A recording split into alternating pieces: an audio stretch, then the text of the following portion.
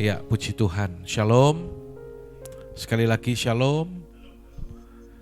Ya, kita bersyukur kalau hari ini kita boleh beribadah kembali. Ya, siapkan hati kita untuk menerima kebenaran firman yang hari ini saya mau sampaikan, yaitu melangkah dengan iman di tahun penuaian. Ya, baca sama-sama dengan suara yang keras. 2, 3, melangkah dengan iman di tahun penuaian. Kok lemes? Ya, semangat yuk. 2, 3, melangkah dengan iman di tahun penuaian. Kita telah mendengar bahwa 2025 adalah tahun penuaian, the year of harvest. Nah, saudara, saya akan mengingatkan kembali kita apa yang kita tuai di tahun 2025. Yang pertama, janji Tuhan adalah jiwa-jiwa. Bahwa hari-hari ini Tuhan akan memberikan tuaian jiwa-jiwa itu.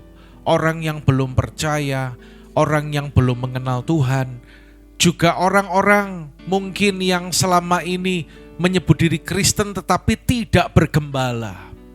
Ya, merekalah yang akan dituai. Lalu yang kedua adalah buah roh. Dalam Roma pasal yang ke-7 ayat yang ke-4, dengan cepat ya saya sampaikan ini untuk memberikan dasar saja, bahwa orang yang sudah ditebus oleh Tuhan, dia hidupnya harus berbuah bagi Allah. Dan yang ketiga adalah tuaian berkat. Tuaian berkat dalam Ulangan pasal yang ke-6, kalau Anda catat di sana ayat 6 sampai 11, janji bagaimana Tuhan akan memberkati kehidupan umatnya. Amsal 10 ayat yang ke-22 berkata bahwa berkat Tuhanlah yang menjadikan kaya, susah payah tidak akan menambahinya. Tetapi dengan catatan bahwa berkat yang Tuhan berikan itu bukan hanya untuk pribadi kita, tetapi berkat itu untuk mendukung pekerjaan Tuhan dan untuk menyelesaikan amanat agung. Dan yang keempat adalah tuaian di bumi.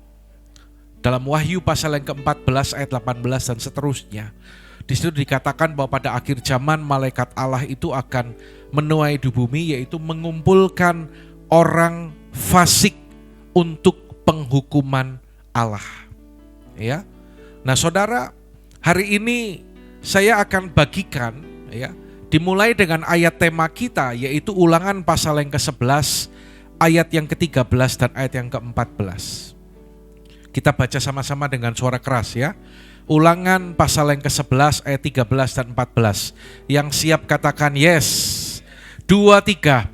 Jika kamu dengan sungguh-sungguh mendengarkan perintah yang kusampaikan kepadamu pada hari ini, sehingga kamu mengasihi Tuhan Allahmu dan beribadah kepadanya dengan segenap hatimu dan dengan segenap jiwamu, maka Ia akan memberikan hujan untuk tanahmu pada masanya, hujan awal dan hujan akhir, sehingga engkau dapat mengumpulkan gandummu, anggurmu, dan minyakmu. Kalau kita perhatikan, ada dua hal penting dalam ayat tema yang Tuhan berikan ini. Ya. Kalau Anda perhatikan di tulisan yang diberikan warna kuning di sana, yang pertama adalah sungguh-sungguh mendengarkan perintah Tuhan. Bukan hanya mendengarkan, artinya bukan cuman kedengaran dan tahu, tetapi mendengarkan itu memiliki pengertian adalah memperhatikan perintah Tuhan. Kita sungguh-sungguh menganggap perintah Tuhan itu penting bagi kita. Dan yang kedua adalah beribadah kepada Tuhan dengan segenap hati. Ini berbicara tentang ketaatan. Saya mau mengingatkan jemaat Tuhan di bulan yang pertama ini, kalau kita rindu untuk mengalami penuaian di tahun 2025 ini, perhatikan dua hal penting ini. Ya, sungguh-sungguh mendengarkan perintah Tuhan dan beribadah kepada Tuhan dengan segenap hati. Jadi kalau mau menuai, pondasi atau dasarnya adalah ketaatan kepada Tuhan. Lalu pada Ulangan pasal yang ke-11 ayat 10 dan 12. Sebab negeri kemana engkau masuk untuk mendudukinya, perhatikan, bukanlah negeri seperti tanah Mesir. Jadi beda dengan Mesir. Dari mana kamu keluar yang telah ditabur dengan benih harus kau airi dengan jerih payah. Itu Mesir. Tetapi negeri kemana kamu pergi untuk mendudukinya, ialah negeri yang bergunung-gunung dan berlembah-lembah yang mendapat air sebanyak hujan yang turun dari langit. Satu negeri yang dipelihara oleh Tuhan Allahmu, mata Tuhan Allahmu tetap mengawasinya dari awal sampai akhir. Saudara, ini adalah hal yang luar biasa, saudara.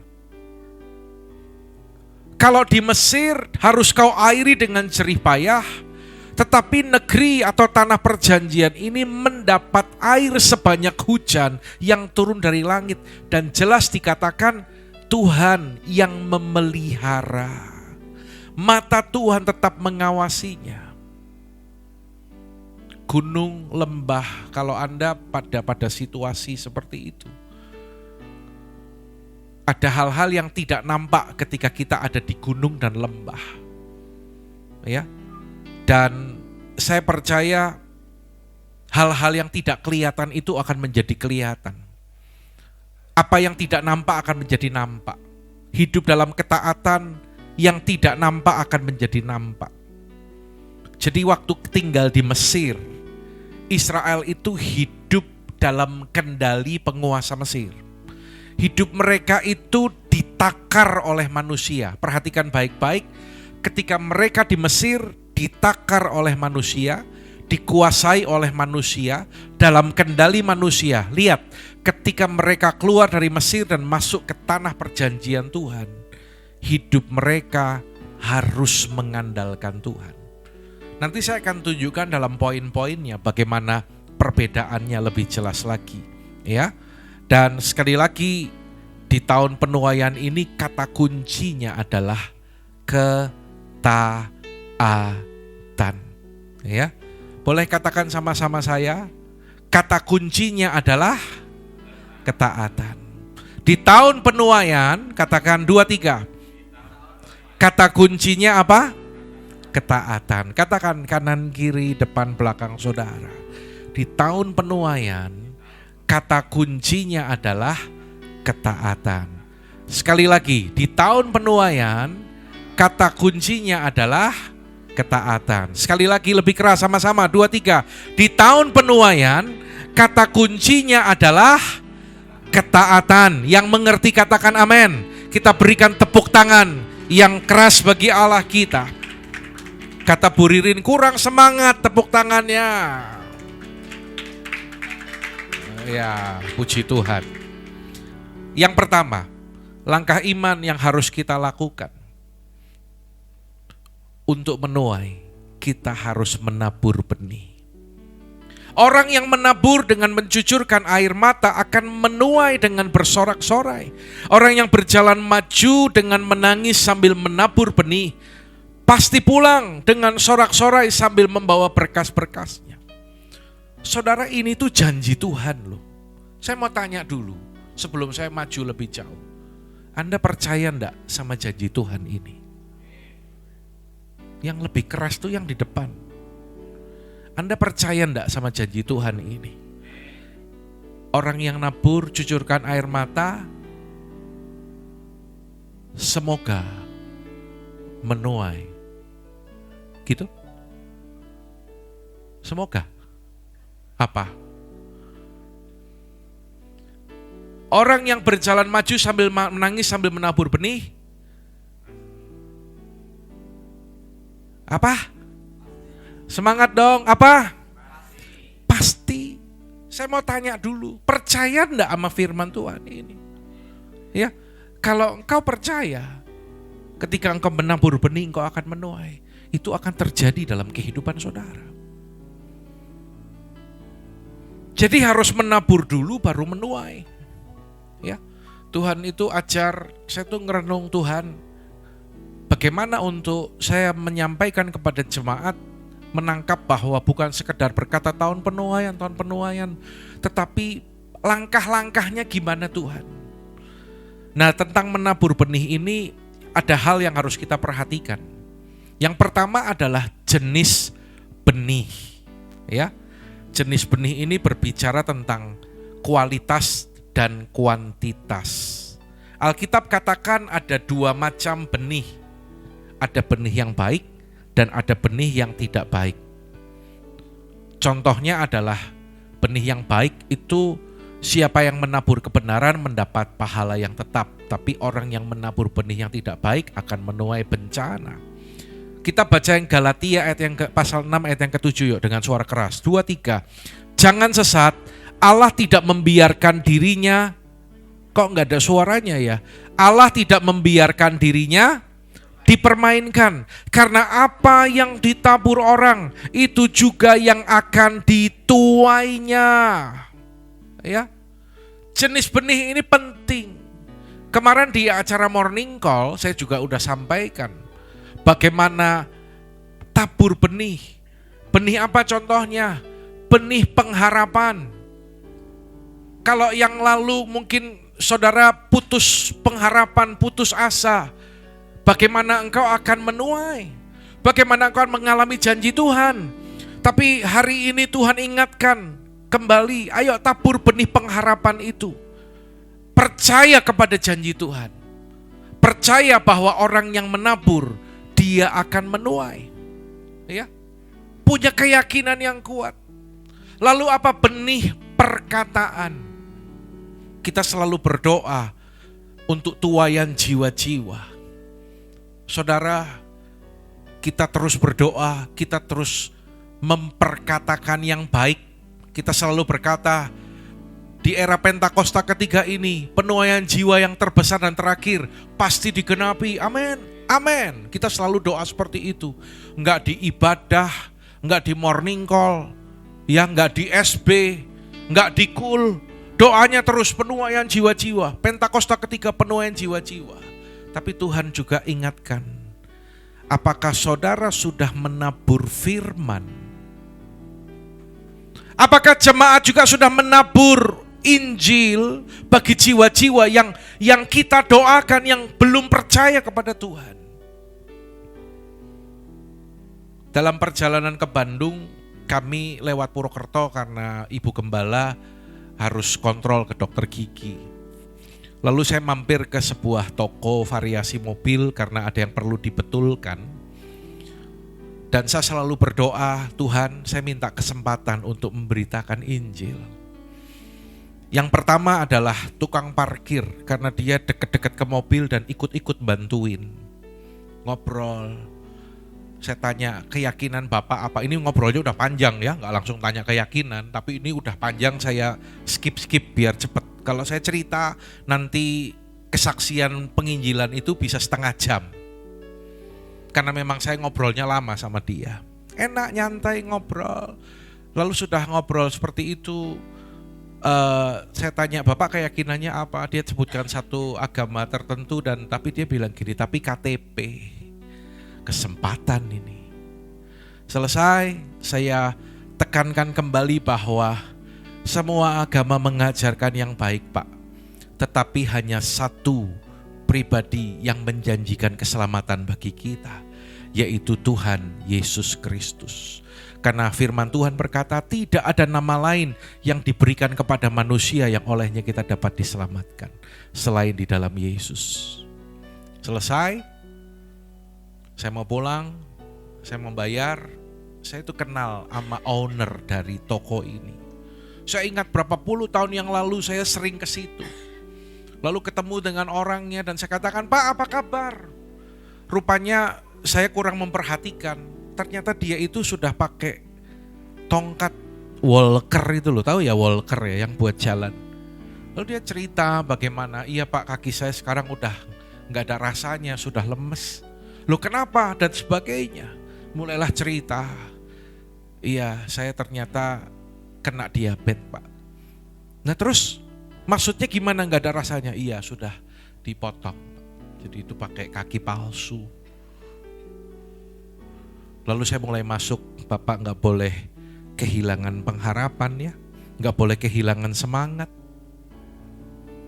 Dan saya terus minta hikmat Tuhan, saya masuk, saya beritakan. Sampai finalnya saya berkata bahwa hidup di dunia ini sementara. Tetapi setelah di dunia ini ada kehidupan berikutnya. Dan barang siapa percaya kalau Allah turun ke dunia ini di dalam Yesus Kristus yang telah mati dan bangkit untuk menebus dosa kita, maka ia diselamatkan. Sampai akhirnya saya doakan, dia mau didoakan. Saya terbuka Pak, tapi saya percaya meskipun saat itu dia tidak minta untuk didoakan, terima Tuhan, tapi perhatikan baik-baik, benih itu sudah ditabur. Ya, ayo anak-anak muda, Tuhan janji loh bahwa generasi Yeremia ini akan bergerak, ya, akan pribadi yang tidak kompromi dengan dosa, akan bergerak untuk memenangkan jiwa. Sudah bergerak belum? Kalau belum tak laporin ke Opa Niko loh. Ayo, anak-anak muda di sini sudah bergerak belum? Sudah beritakan Injil belum? Sudah ngajak belum teman-temanmu yang selama ini belum sungguh-sungguh dengan Tuhan? Ayo ikut asik loh, ayo ikut cool. Ayo daripada kamu gak jelas acara ini itu, ayo sama-sama yuk kita punya teman saling menguatkan. Ya, jadi harus ada benih firman yang ditaburkan dalam pelayanan waktu saudara. Pelayanan tentunya datang lebih awal. Ya, keluarga Pak Yahya jelaslah sudah sekian lama teruji ibadah. Mau jam berapapun, ibadah jam 9 pagi, jam setengah 8, sebelum jam 8 sudah siap-siap di sini. Ibadah setengah 10, jam setengah 9 atau sebelumnya sudah di sini. Ibadah jam 5 sore, jam 4 kurang sudah di sini. Sudah siapin alat-alat. Percayalah, itu taburan. Benih itu akan bertumbuh. Ya. Benih kebaikan. Berbuat baik kepada setiap orang. Lakukan kebaikan itu. Saya saksikan di morning call kemarin. Saya tuh kalau datang ke sini, parkir ya, kan harusnya enggak bayar. Wong kita udah bayar ruangan ini kan. Tapi kalau nanti pulang, saya selalu buka dompet dan saya kasih ke security yang jaga. Satu orang saya kasih satu. Kalau ada 2 orang saya kasih dua-duanya. Supaya mereka merasakan kehadiran kita di tempat ini, ya. Makanya saya itu nggak pernah kesulitan dapat parkir kalau di sini, saudara. Parkiran hotel penuhnya kayak apapun, selalu ada satu slot buat Bapak Gembala. Saya nggak pernah minta. Begitu datang, Pak, mau parkir apa mau keluar dulu? Keluar sebentar, oke. Nanti Bapak kalau datang tempatnya sudah ada. Itu otomatis. Begitu mobil Cortez masuk, langsung ada satu mobil keluar, saudaraku. Ya, coba kalau saya nggak pernah nabur, boro-boro dikasih parkir, ditutup di depan, saudaraku. Ya, ini contoh berbuat kebaikan. Ya, kebaikan juga bukan berbicara tentang hal materi atau harta, tapi hidup kita itu jadi berkat. Senyum. Tadi pagi saya bilang di Wonosobo, kadang apalagi kok di kota besar ya, orang datang ke gereja banyak orang itu kayak nggak ada orang di kanan kirinya. Ya, coba dong senyum, latihan senyum yuk, senyum sekarang. Senyum ke kanan kiri kita. Nggak apa-apa, yang pakai masker meskipun nggak kelihatan ya. Senyum, senyum. Tapi jangan senyum-senyum sendiri gitu ya. Sampai di beberapa negara itu orang senyum itu di luar negeri ya. Senyum itu dibuat kampanye loh, ya. Bahkan saya baru tahu kalau ternyata di Korea itu ada les senyum. Kalau jemaat HOG kurang senyum, saya akan panggil guru untuk kasih les senyum buat saudara. Ya, di Tiongkok itu ada satu perusahaan, lah absennya itu, lah ini urusan HRD, di sini ada HRD senior yaitu Dewo ya. Lah di perusahaan itu tuh absennya itu pakai face detection. Crit gitu kan. Tapi awal ketika di save, ketika ngerekam wajah pertama kali itu, pemimpinnya itu memberikan satu syarat, harus sama senyum lebar. Jadi setiap hari kalau mereka masuk mau ngabsen tuh, kalau lagi merengut nggak bisa keluar kan, itu nggak kedetek gitu. Jadi harus senyum gitu ya. Saya sempat berpikir loh, tapi kalau di sini repot Pak, ini tempat orang. Tapi kalau di Wonosobo saya pingin buat face detection, kalau pintu gereja buka. Tapi waktu nge-save-nya itu wajahnya harus senyum. Ya, kalau lagi merengut mau kayak apapun nggak akan terbuka, saudara. Belajarlah bersenyum. Turun dari ruangan ini, selesai ibadah ketemu orang, ketemu pegawai hotel, senyum dong. Ya, jangan wajahnya itu kurang sukacita, tapi senyum, bagikan itu kepada setiap orang. Ya, jadi kalau benih yang ditabur itu baik, hasilnya pun pasti baik. Lalu perhatikan juga tempat menabur. Kalau nanti kita baca dalam Matius pasal yang ke-13 ayat 3-9, di sana perumpamaan tentang seorang penabur. Dia nabur di pinggir jalan, di tanah yang berbatu-batu, di tanah yang penuh dengan semak duri. Dan pada ayat yang ke-8, luar biasa, sebagian benih itu jatuh di tanah yang baik, lalu berbuah. Ada yang 100 kali lipat, ada yang 60 kali lipat, dan ada yang 30 kali lipat. Ternyata benih yang sama, perhatikan ini, masih bersama-sama saya, benih yang sama itu akan bisa tumbuh dengan baik atau tidak, tergantung tanahnya. Jadi tempat menabur itu penting, ya. Kemarin ada seorang yang nanya ke saya, dia nanya tentang memberi, dia tanya tentang menabur, bukan jemaat. Tapi saya jelaskan, saya katakan bahwa kalau engkau menabur harus di tanah yang subur. Ada orang yang berkata, oh kalau di gereja tempat saya, itu gerejanya sudah banyak uang, jadi saya nggak kasih persepuluhan. Jangan ditiru ya, katakan kanan kiri, jangan ditiru. Lalu dia berkata, persepuluhan yang punya saya bagikan ke orang-orang yang membutuhkan, kayak Sinterklas. Orang yang nerima kan senang dan berkata, wah dia orang baik, dia orang yang memberi, dia orang yang murah hati. Padahal di hadapan Tuhan, dia itu tidak melakukan perintah Tuhan. Dia itu mencuri apa yang menjadi milik Tuhan. Kan firman Tuhan jelas, kembalikan apa yang menjadi milik Tuhan. Lalu saya nabur dari mana Pak? Orang ini nanya, kalau kamu mau nabur, ambil dari 90% yang ada padamu. Jangan pakai yang 10. Ya. Firman Tuhan katakan, kembalikan ke rumah perbendaharaan, di gereja di mana kita diberi makan, di mana kita bertumbuh. Itu tanah yang subur. Kalau kita ngasih ke orang, kita pun harus berdoa, minta damai sejahtera yang dari Tuhan. Ada yang rasanya kita kasihan, tapi ketika kita doa kok kita kayaknya kok gak ada damai sejahtera ya. Tapi kalau ada damai sejahtera, kasih. Saya pernah mau bantu seseorang, dia itu menampung bayi-bayi yang terlantar, ya. Jadi rupanya ada bayi-bayi yang terlantar. Lalu saya dengar udah lama ya sakit bayi-bayinya itu, dan saya pun berpikir untuk membantu. Tapi udah mau dibantu, mintanya itu susunya itu gak mau yang murah, maunya susunya yang mahal. Sampai akhirnya ya gak jadi dibantu. Ya. Jadi kadang ada orang-orang yang seperti itu, motivasinya gak tahu, gak bener gitu.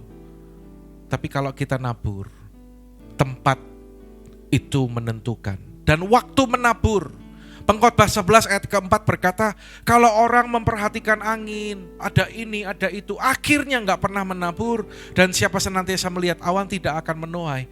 Kesimpulannya adalah gini, ada waktu atau kesempatan yang Tuhan kasih buat kita untuk kita itu menabur. Ya, Pak Niko katakan, apa yang kau tabur di tahun 2024 akan kau tuai di tahun ini. Tapi mungkin ada dari saudara yang bilang gini, Pak, di tahun yang lalu saya itu kurang menabur, Pak. Selama masih ada kesempatan. Ini ayatnya, lihat ya. Jangan kita jemu-jemu berbuat baik, sama-sama dengan keras, 2-3. Karena apabila sudah datang waktunya, kita akan menuai. Bisa lebih keras lagi enggak? Jika kita tidak menjadi lemah. Karena itu selama masih ada kesempatan bagi kita. Jadi ada waktu, ada masa yang Tuhan kasih untuk kita itu menabur. Ayo tabur benih. Kalau saudara rindu untuk menuai, harus nabur. Ya, harus nabur. Yang kedua, langkah iman yang harus kita lakukan setelah kita menabur benih, apa saudara? Baca yuk yang keras, 2-3. Sabar menanti tuaian.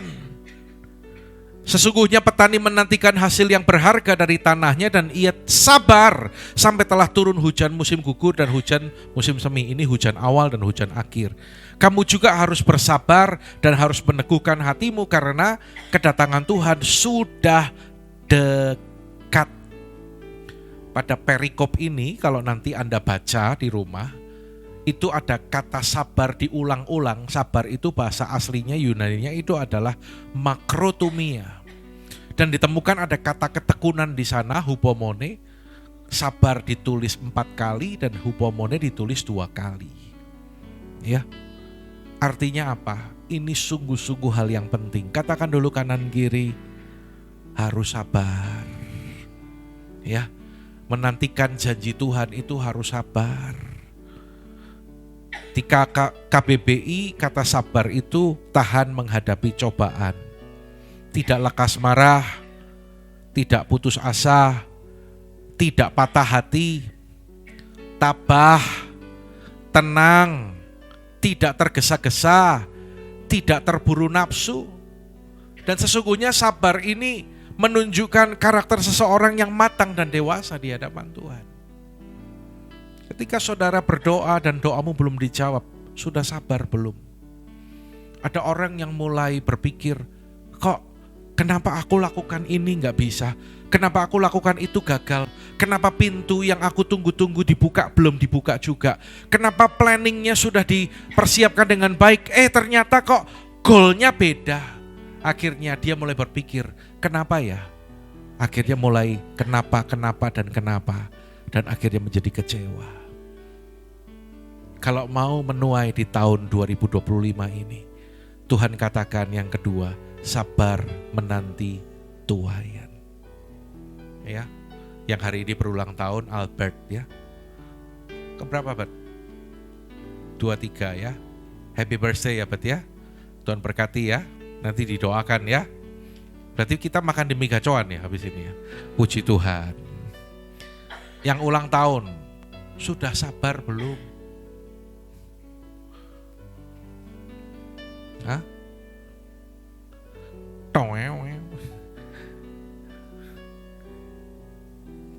Pak Robi, nama lengkapnya Robi siapa? Kandani. Oh, dikandani. Robi Kandani.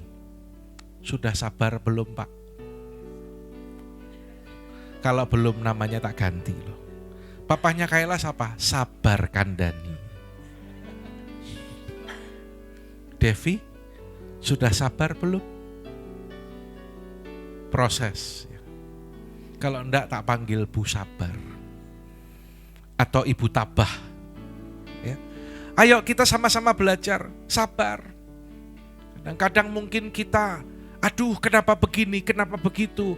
Yang ini belum beres, yang itu belum selesai. Saudara, setahun kemarin memang khususnya keluarga kami, saya dan adik saya Lia ini, kami itu bergumul ya. Ketika Apoh dipanggil pulang dan kami harus merawat Akung, itu bukan hal yang mudah. Banyak hal yang terjadi dan kadang membuat kami itu panik, membuat kami itu sempat stres. Karena gimana ini orang tua, adik saya kerja dan saya pun di luar kota. Jadi wah rasanya gak mudah. Tapi kami bersyukur kalau diberi kesempatan untuk merawat orang tua. Ya, saya sempat mengalami banyak hal, tekanan, urusan ini belum selesai dan akhirnya kadang jadi gampang apa ya? Nggak bersyukur atau mungkin sempat marah atau sempat panik. Lalu ketika saya ngerenung, saya diam gitu, Tuhan bilang gini, hambaku, kamu kurang waktu untuk berdoa dan memuji menyembah. Saya bilang, Tuhan ampuni aku Tuhan. Kadang-kadang mungkin kita ngalami seperti itu, saudara mungkin sedang ngalami itu. Artinya engkau harus mulai membangun kembali relasimu yang baik dengan Tuhan. Ya, sabar ngadepi orang. Mungkin karakter orang itu nggak benar atau sikap orang itu belum baik. Ya, mungkin ada orang yang nipu usahamu. Mungkin dalam tim kita ada orang-orang yang mungkin punya sikap yang tidak sesuai dengan keinginan kita. Tapi Tuhan ingatkan sabar. Kuncinya ngadepi orang seperti itu apa saudara? Hidup dalam kasih Tuhan.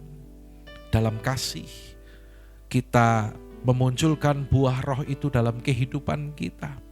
Ya, sabar untuk menanti tuaian. Jiwa-jiwa akan datang untuk menyembah nama Yesus. Amin. G Pak. Kuasanya dicurahkan, berkatnya dilimpahkan, penuaian besar pasti terjadi. Jiwa-jiwa akan datang menyembah Yesus Tuhan. Kemuliaan Tuhan telah turun. Percaya seperti tadi yang disaksikan oleh Bu Ririn, bahwa kalau kita berdoa, kita bergerak, kita menabur benih, maka jiwa-jiwa akan datang kepada Tuhan. Tempat ini, kursi-kursi yang masih kosong, ini akan penuh dengan jiwa-jiwa. Ayo bergerak. Saya selalu mendorong saudara. Di tempat tinggal saudara, di tempat kau bekerja, banyak Tuhan katakan ladang sudah menguning. Kadang kita yang gak bergerak, kadang kita yang takut untuk menabur Injil, menabur firman. Ya, ayo lakukan itu, sabar saudara. Kalau saudara pernah dengar gak cerita tentang sebuah pohon di New Zealand? Pohon itu tinggi sekali. Bahkan kalau misalnya nih pohonnya ya, batangnya besar. Anda coba mau lihat kalau pohon itu sudah dewasa, Anda mau lihat ujungnya itu nggak kelihatan. Ya, itulah yang disebut dengan pohon redwood, bisa puluhan meter. Tapi ada satu cerita ketika pemilik kebun itu dia mulai menanam redwood itu. Ditunggu 1 bulan, belum keluar apa-apa. Ditunggu setengah tahun, belum ada tunas satupun. Ditunggu 1 tahun setengah, juga belum kelihatan apa-apa. Sampai 2 tahun, belum terlihat apapun di permukaan tanah itu. Dan memasuki tahun yang ketiga, baru muncullah tunas. Anda bisa bayangkan, 3 tahun itu bukan waktu yang singkat. Pohon yang sudah ditanam 3 tahun yang lalu baru tumbuh tunas. Dan ternyata pohon redwood ini unik. Di tahun pertama, tahun kedua, dia itu tumbuhnya ke bawah. Dia memancangkan akarnya ke bawah, ke dalam tanah. Semakin dalam, semakin dalam, semakin dalam, dan dia mencari sumber air. Ketika dia sudah memiliki akar yang cukup dalam dan cukup kuat, Anda bisa bayangkan kalau pohon itu sampai 20 meter, 25 meter bahkan lebih. Kalau akarnya nggak kuat, ambruk. Ya, ambruk, nggak kuat. Tapi ternyata pohon itu dia tancapkan akarnya. Dan ketika dia bertumbuh ke atas, akar itu bisa menopang batang itu sehingga tidak roboh. Ini berbicara tentang kesabaran. Untuk segala sesuatu ada masanya. Mengkhotbah 3 ayat yang pertama. Ya, apapun di bawah langit ada waktunya. Kalau Anda baca kisah Ayub, berapa lama dia diproses? Dia harus melewati 11 bulan sampai akhirnya dia selesai dengan proses itu. Yusuf 13 tahun melewati ujian, melewati proses, melewati cobaan sampai akhirnya dia lulus dari ujian itu. Jangan goyah. Sabar, tetap percaya sama Tuhan. Ya. Suatu kali ada seekor anak beruang di Antartika. Dia itu penasaran. Dia tuh nanya sama orang tuanya. Kok beruang bisa ngomong ya? Nanyanya gimana gitu. Nanya, ayah, apa benar saya ini beruang kutub? Lalu ayah itu menjawab, ya tentu nak, kamu beruang kutub 100%. Udah dijawab seperti itu. Si anak ini nanya lagi kepada ayahnya. Katakan sebenarnya ayah, aku bisa terima kenyataan kok. Kalau sebenarnya aku ini bukan beruang kutub. Apa mungkin aku ini beruang madu? Apa mungkin aku ini beruang coklat? Ayah itu menjawab lagi, ayahmu 100% beruang kutub. Ibumu 100% beruang kutub.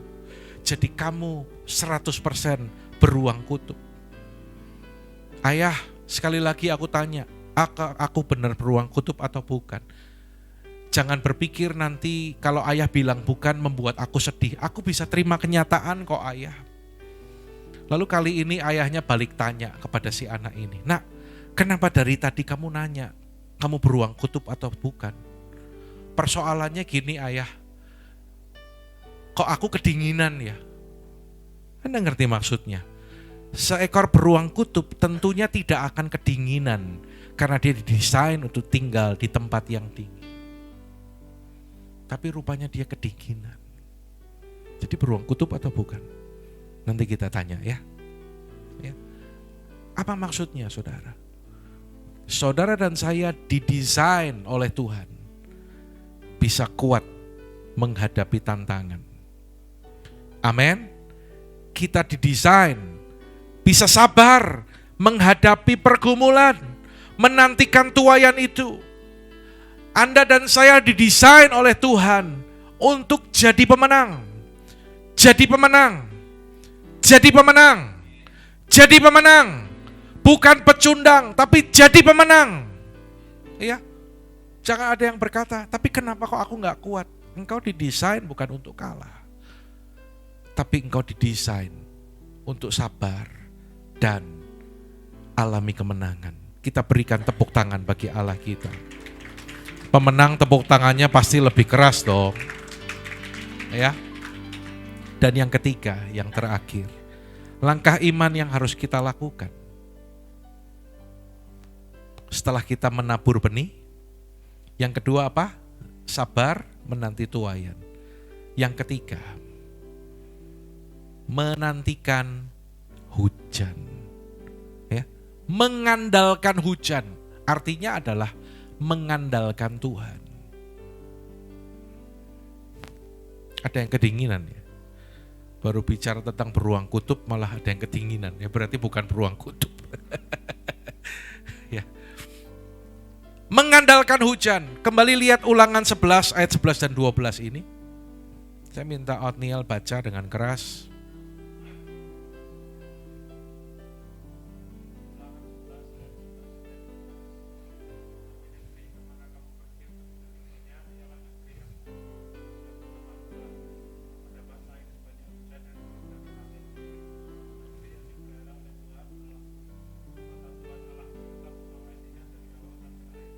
Iya, saudara, ini luar biasa loh.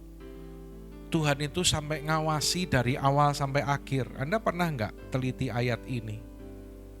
Tanah perjanjian itu Tuhan memelihara dan Tuhan mengawasi dari awal sampai akhir tahun.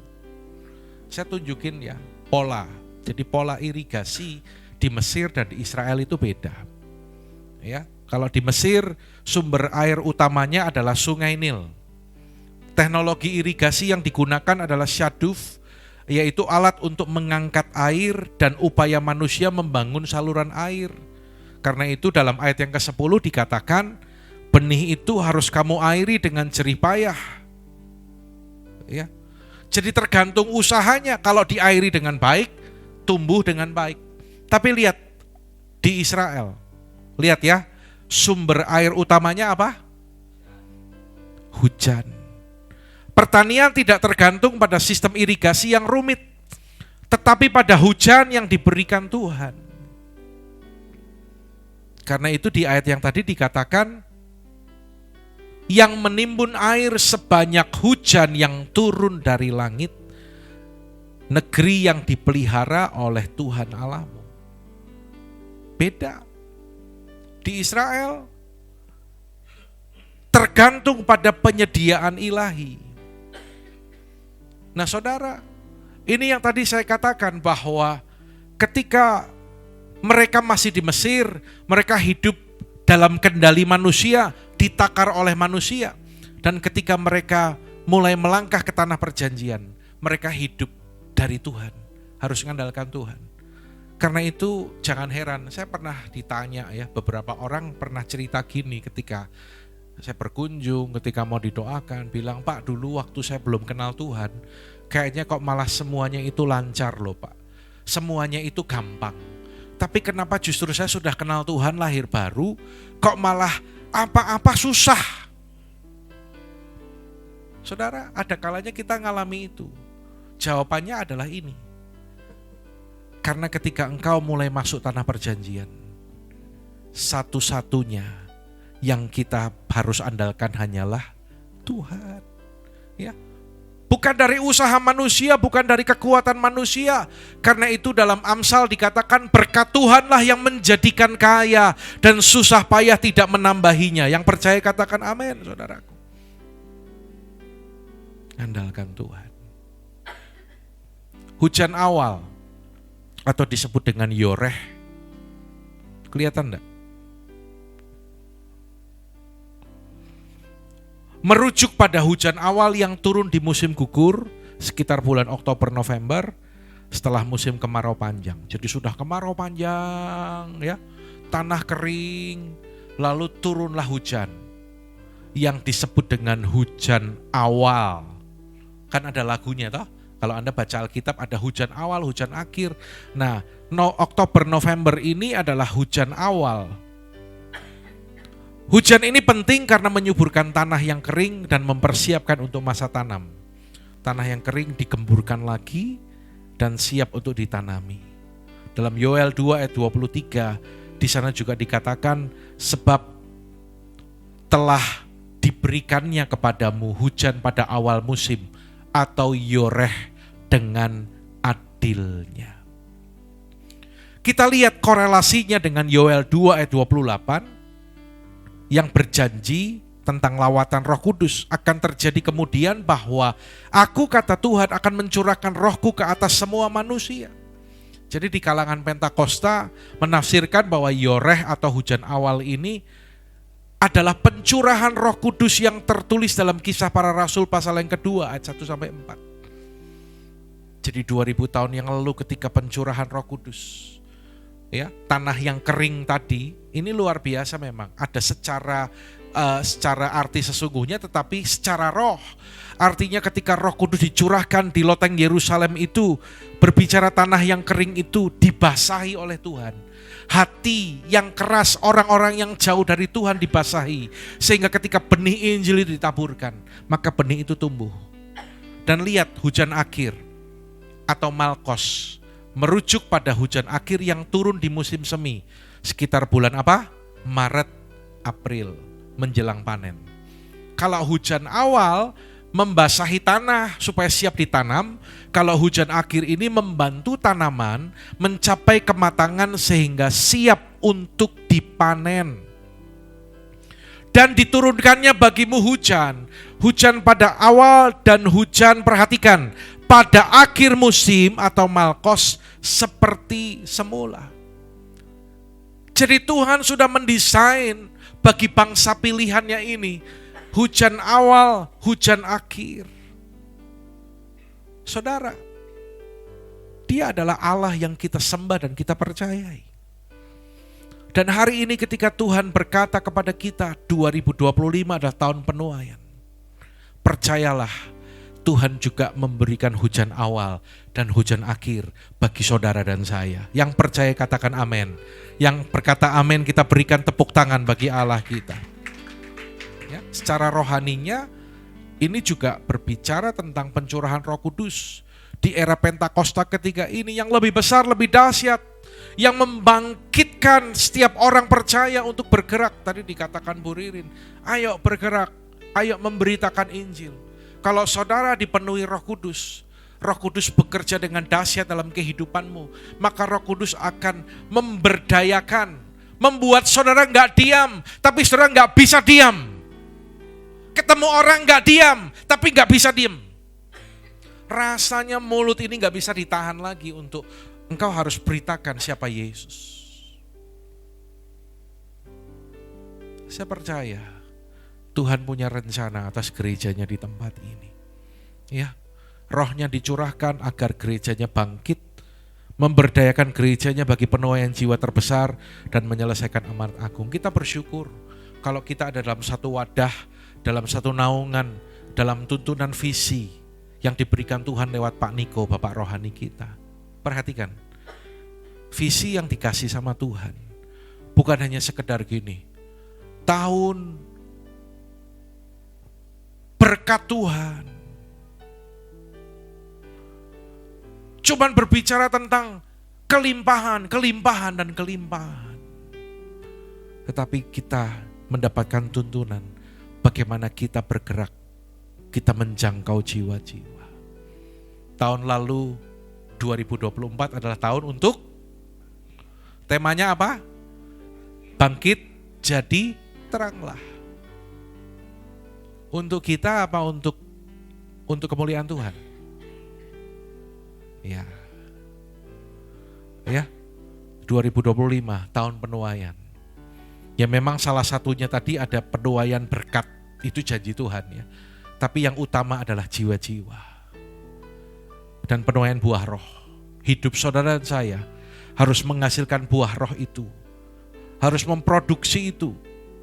Tanda kalau karakter kita juga dirubah sama Tuhan. Kita menjadi seperti Kristus. Ya. Dan ingat, respon kita akan menentukan hujan itu tercurah atau tidak. Sekali lagi, dengar yang saya katakan.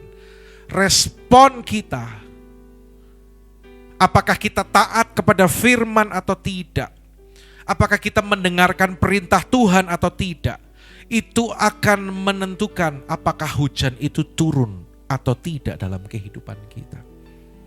Karena itu pada slide berikutnya dikatakan di sana ya, bahwa tuaian menjadi matang dan siap untuk dituai ketika Tuhan apa?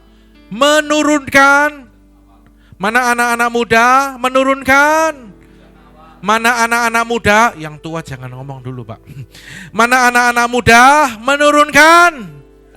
Hujan awal dan ketika Tuhan menurunkan itu, dan hanya Tuhan sendiri yang sanggup.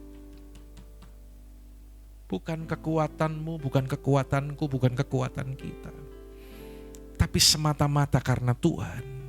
Bagaimana kita bersikap merespon agar hujan itu turun, saudara. Saya sering katakan kalau kita declare and display ya. Kita memberitakan, mendeklarasikan dan display, artinya kita itu menampilkan Kristus lewat hidup kita. Saudara jangan takut kalau kita orang yang display sama Tuhan, jadi contoh, jadi teladan, jadi kesaksian bagi banyak orang. Hidupmu pasti diberkati dulu. Kok lambat ya, amin ya.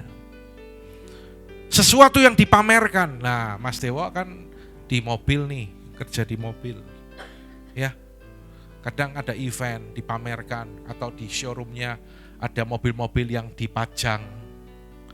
Dibersihin enggak tuh mobil? Apa belepotan? Mobil baru apa mobil bekas? Yang bagus apa yang jelek?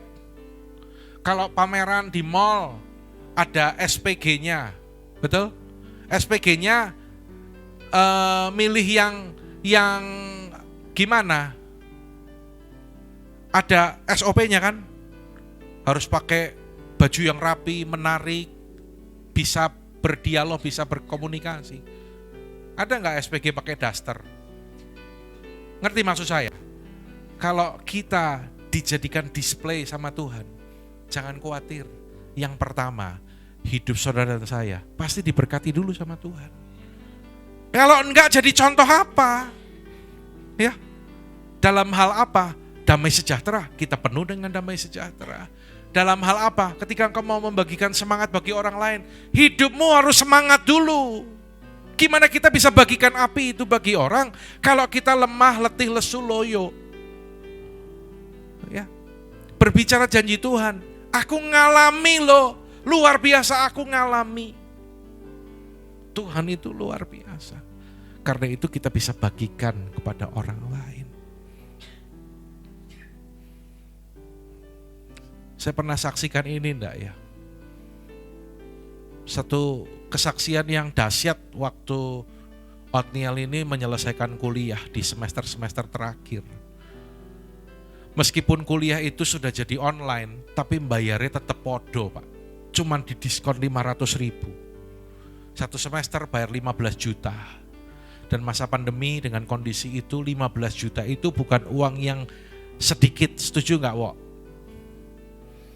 Kami kumpulkan uang lah seadanya, dari mana gimana caranya. Karena saya itu kan melayani, saya tuh gak punya pekerjaan yang lain, artinya gak ada usaha yang lain, hanya benar-benar melayani dan hidup dari pemeliharaan Tuhan. Meskipun kalau Mbak Devi doa, berkati pelayanannya, berkati usahanya, ya gak apa-apa nanti Pak Gembala jadi pengusaha ya. Ya, singkat cerita, sudah waktunya detik-detik harus membayar, belum bisa membayar. Otniel kalau cerita sampai Otniel deg-degan loh Pi. Tinggal 1-2 hari kalau nggak bayar diblok, nggak bisa ngambil apa namanya itu? Nggak bisa ngambil semester berikut, SKS berikutnya. Ya, soalnya Papi kan kuliahnya udah puluhan tahun yang lalu jadi lupa. Kalau belum bayar diblok, nggak bisa ngambil SKS ke depan. Dia juga mulai kepikiran, pada saat-saat itu Tuhan itu lakukan mujizat. Tiba-tiba ada ibu-ibu dari desa. Kalau Anda tahu Wonosobo ke Banjarnegara itu sekitar 30-40 menit. Dari Banjarnegara ke desa ibu itu masih sekitar setengah jam atau lebih. Jadi 1 jam lebih. Tiba-tiba ibu ini datang dan rupanya lebih dari 10 tahun yang lalu, pada saat datang itu masa pandemi 2021. Sekitar 10-12 tahun sebelum itu, rupanya dia adalah jemaat di gereja kita di Banjarnegara. Dan saya pernah jadi caretaker di Banjarnegara, dan saya pernah datang ke sana, saya buka kul, dan saya datang ke keluarga ini dan saya mendoakan suami ibu ini, terima Tuhan Yesus, lahir baru. Tapi memang setelah itu kan saya tidak lagi melanjutkan ngurusi gereja Banjar. Saya pulang ke Wonosobo. Dan rupanya singkat cerita gak lama suaminya ini meninggal. Tapi ibu ini tuh bersyukur karena suaminya itu meninggal dipanggil Tuhan. Gusti Yesus rawuh melihat Tuhan Yesus yang datang menjemput dia. Bagi ibu ini itu sesuatu sekali saudara. Karena itu datang, terima kasih Om Andi, manggil pendeta kan Om ya. Waktu itu Om kok datang jauh-jauh dari Wonosobo, padahal ada gereja di dekat sini kok. Yang datang malah Om Andi. Dan sebagai tanda syukur, saya mau kasih ucapan syukur buat Om. Bawa ke gereja aja Bu. Nanti yang di gereja ada lagi, tapi tolong diterima, tolong diterima. Singkat cerita kami terima, lalu kami doakan ibu itu, dan cukup membantu sampai akhirnya dari berkat-berkat yang kami terima itu bisa membayar uang kuliahnya Otniel. 15 juta itu. Anda bisa ukur berarti pemberian ibu itu sedikit atau banyak. Tapi yang membuat saya sampai melongo itu karena anaknya cerita gini. Pak Andi, ibu itu nabung buat Pak Andi 12 tahun. Saya kalau cerita ini merinding loh saudara. Ya. Nabung 12 tahun. Kok bisa ya? Tuhan itu suruh ibu-ibu yang tinggal di desa, bukan orang kaya, bukan punya uang banyak, tapi dia pun hanya dapat dari anak-anaknya yang kerja di luar kota, dapat berkat, dikumpulin 12, sebentar atau lama itu Emilia. Peter sekarang umur berapa? 6. Ngurusi Peter baru sebentar apa udah lama? 6 tahun ya. Ini 12 tahun, 2 kali umurnya Peter. Menikah sama suamimu berapa tahun? 7 tahun. Belum 12 tahun. Ya. Ini nabung 12 tahun. Karena itu ketika saya ngalami itu saya bilang terima kasih Tuhan. Tuhan sekali lagi tunjukkan kepada saya bahwa Tuhan itu ngerti, Tuhan itu peduli. Minta di F Pak.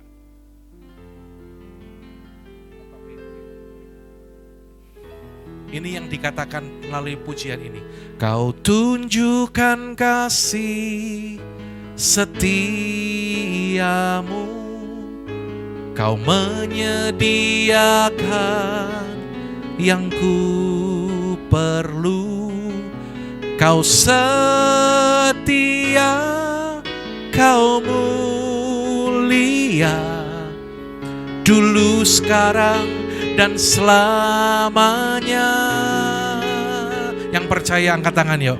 Kau tunjukkan kasih setiamu, kau menyediakan yang ku perlu, kau setia,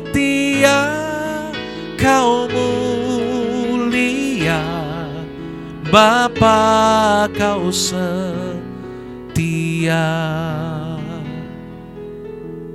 Karena itu harus ada taburan.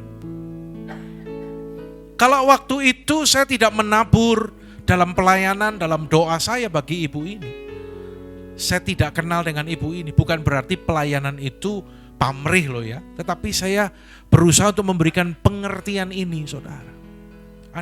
Tetap harus ada benih yang ditabur. Saudara jangan takut, karena kalau Tuhan lakukan itu bagi saya, Tuhan itu akan lakukan bagi saudara. Amin. Adakah di antara ilah yang sia-sia dari bangsa itu dapat menurunkan hujan?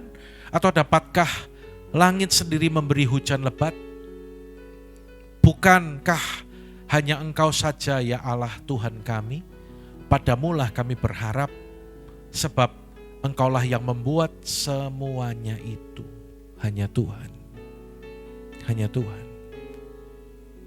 Jadi hari ini, slide terakhir, Tuhan memberikan langkah, step, bagaimana kita melangkah, langkah demi langkah untuk memasuki tahun penuaian. Nanti tentunya di bulan-bulan ke depan, saya juga akan sampaikan banyak hal tentang penuaian ini ya. Mungkin nanti juga ada bagaimana hukum menabur dan menuai dan seterusnya. Tapi ini adalah langkah yang kita harus lakukan. Mau menuai? Mau alami penuaian? Yang pertama, yang keras dong. Kalau enggak keras berarti belum mendengar, belum tahu. Kalau belum tahu berarti diulangi lagi khotbahnya dari awal. Mau menuai? Berarti apa yang harus dilakukan? Satu. Yang kedua, coba dengerin kanan kirinya udah ngomong belum? Kalau belum ngomong laporin ke saya. Apa yang harus dilakukan? Yang pertama, yang kedua, yang ketiga, artinya mengandalkan Tuhan. Tepuk tangan bagi Allah kita. Ayo bereskan Alkitab, kita bangkit berdiri bersama-sama.